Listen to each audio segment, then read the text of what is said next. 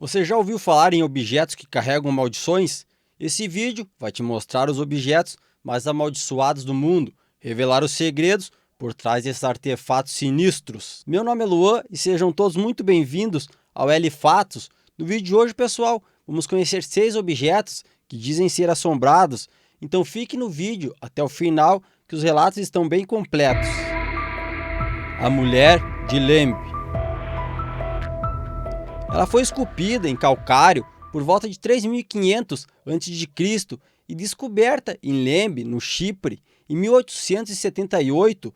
O primeiro dono dela, pessoal, foi um lorde, e após ele adquirir essa estátua, todos os 7 membros da sua família tiveram mortes misteriosas. Após essa tragédia, a estátua passou pelas mãos de mais 2 donos, Ivor Manussi e Lord Thompson Noel, onde tanto eles quanto seus familiares também acabaram falecendo logo depois de obterem a estátua. Já o quarto dono, o Alan Beaverbrook, ele também morreu de forma misteriosa após obter a estátua, e num curto período de tempo, logo após a sua morte, a sua esposa e seus 2 filhos também acabaram falecendo. Os seus 2 herdeiros que sobreviveram ficaram tão assustados com o artefato que resolveram doá-lo para o Museu Real da Escócia em Edimburgo. O responsável pela parte do museu onde ficava a estátua também acabou morrendo, e de forma bem repentina, e por todas essas tragédias a estátua foi colocada numa cápsula de vidro, e a partir daí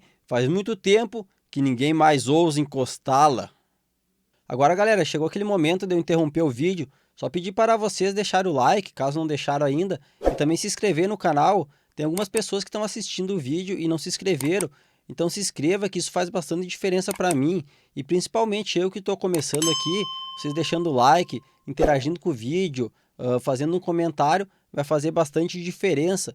Então me dê essa força, me ajuda, e é bem rapidinho, só vocês se inscreverem, apertar no botão de inscreva-se ali, e também ativar o sininho, que daí assim vocês vão receber notificação de quando chegar vídeo novo. Então desde já, eu já agradeço a todos vocês. Então vamos voltar para o vídeo. Espelho da Fazenda de Murtlus. Para falarmos, pessoal, sobre esses espelhos, antes nós precisamos falar um pouco sobre essa fazenda, que pertencia à família de Oldruff, e ela ganhou essa fama de ser um dos locais mais assombrados da América.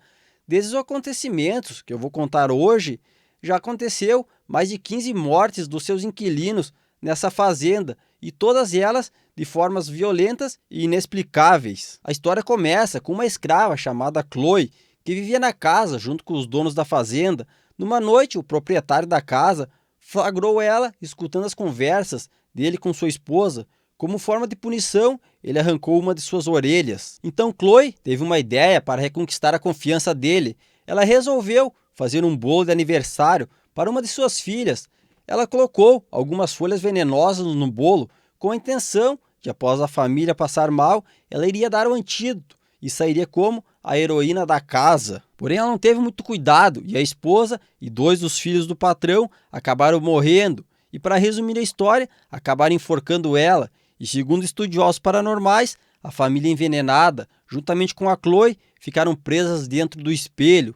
E após esses acontecimentos, relatos dizem que os demais moradores tiveram um fim, digamos que, bem desagradáveis. E também, segundo a lenda, ficaram presos juntos no espelho. Como a casa é praticamente um ponto turístico, muitos visitantes relatam que conseguem ver fotos onde aparece um ser com um turbante na cabeça, e às vezes registram até uma das crianças da família Ondruff, a boneca Annabelle. Você já deve ter ouvido falar da Annabelle por causa dos filmes, mas se eu contar a vocês que esses filmes foram baseados numa boneca que existiu na vida real, essa, diferente daquela do cinema, não tem aquele aspecto assustador, mas não se deixe enganar, pessoal, pela sua aparência. A história dessa boneca começa quando uma estudante de enfermagem, chamada Donna, ganha de presente da sua mãe essa boneca, e logo após ela receber o presente, Donna e a sua colega de quarto tinham a impressão que a boneca estava sempre as observando, e em certas ocasiões tinham a certeza de que a boneca havia trocado de lugar. Um amigo delas, que frequentava a casa, até afirmou que em 2 ocasiões diferentes a boneca teria o atacado. Uma médium que investigou a boneca garantiu que essa boneca pertencia a uma menina chamada Annabelle, que teria morrido aos 7 anos e por isso o espírito dela possuía a boneca. E após esse relato, Dona e sua colega de quarto chamaram uma dupla também bem conhecida, que eu acredito que você já deve ter ouvido falar, o Ed e a Lorraine Warren. O casal então disse que o espírito da Annabelle não estava satisfeito em ficar na boneca e ele estava procurando um hospedeiro humano. Um padre foi chamado para realizar o exorcismo no apartamento das jovens. O casal se comprometeu a guardar a boneca e desde então ela está em exposição no Museu do Oculto dos Warren, em Connecticut. A caixa de Buck. Essa caixa é um objeto que se tornou famoso por ser supostamente assombrado por um espírito maligno conhecido como de Buck na tradição judaica. A história começou quando um homem chamado Kevin Manis comprou a caixa em uma venda de bazar onde vendia coisas usadas em 2001. A caixa, feita em madeira com algumas inscrições hebraicas, foi vendida como parte de um conjunto de itens que pertencia a uma mulher judaica que viveu durante o terrível tempo de perseguição dos judeus na Alemanha. A vendedora contou que a caixa tinha uma história de má sorte e que a sua família insistiu para que ela nunca fosse aberta. O novo dono não deu ouvidos às instruções de não abri-la. E ao abrir a caixa, Kevin encontrou 2 moedas, 2 mechas de cabelo, uma loira e uma morena, presas com elástico, e um pedaço de granito com a palavra Shalom escrita em hebreu, uma taça de vinho dourada e um candelabro de ferro. Um pequeno tempo depois, Kevin, como era dono de uma loja de restauração de imóveis, teve que viajar e deixou uma funcionária atendendo a loja.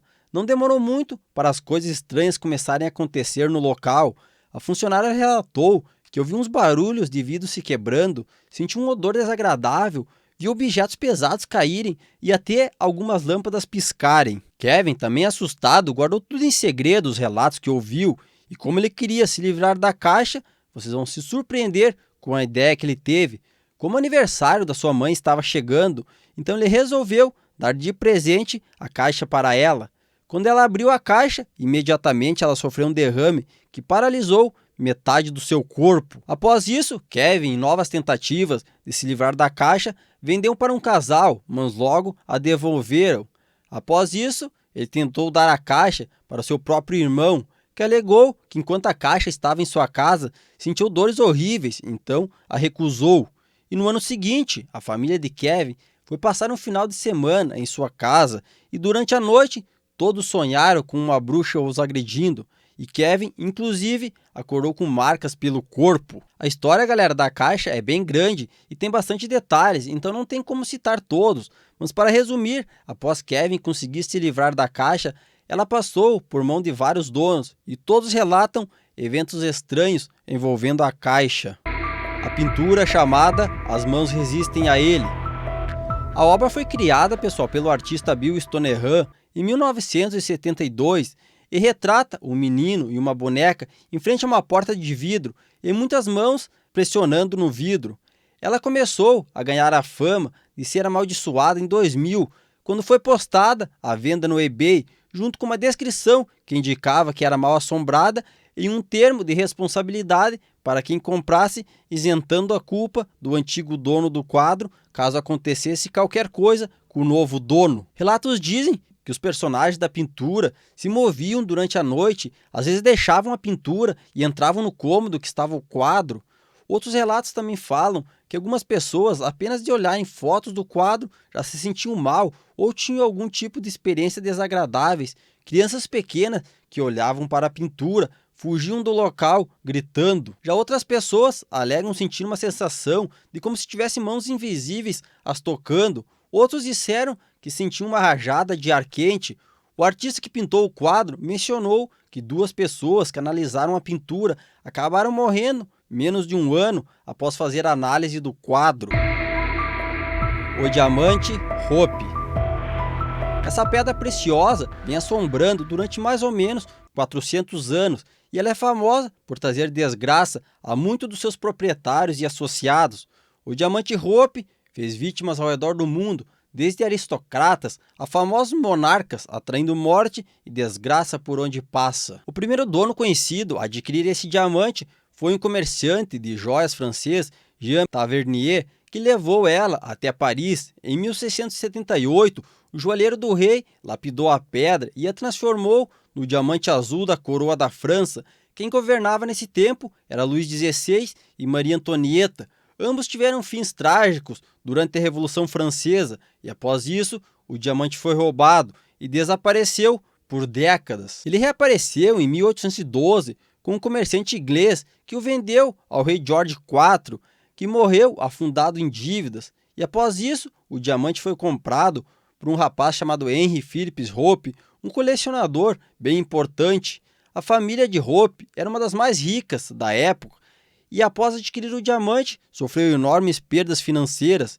Em 1887, o Lord Francis Hope vendeu o diamante após se endividar e a sua joalheria faliu pouco tempo depois. Em 1908, jornais começaram a relatar a maldição do diamante. Ele estava em posse dos irmãos Cartier, que conseguiram vender ele para Evelyn e para Ned McLean em 1910. E como sempre, as tragédias continuaram.